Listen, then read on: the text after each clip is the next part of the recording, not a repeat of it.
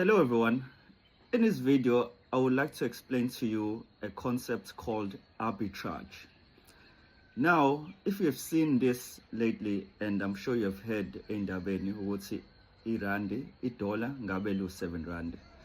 Ezinye izinto eyi-affecta lento is khona lento ebizwa nge-arbitrage kwi-finance. So, mose America, i-Bitcoin li-cheap compared mozothenga ula eMzansi or mozosebenzisa irandi.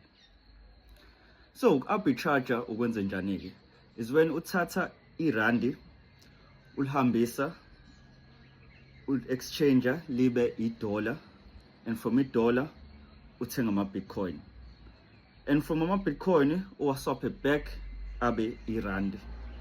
That is called the arbitrage.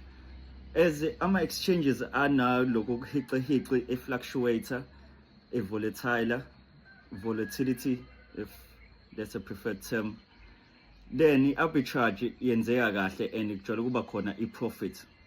Now, the thing is, i-arbitrage yenzeka kahle uma unemali vele. Let's say you have 1 million.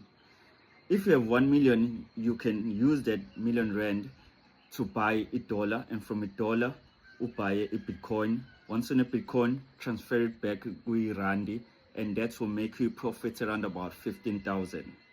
But njengoba kuzokwenzeka le reset soon, your profit might be up to maybe 40k, 40 to 45k.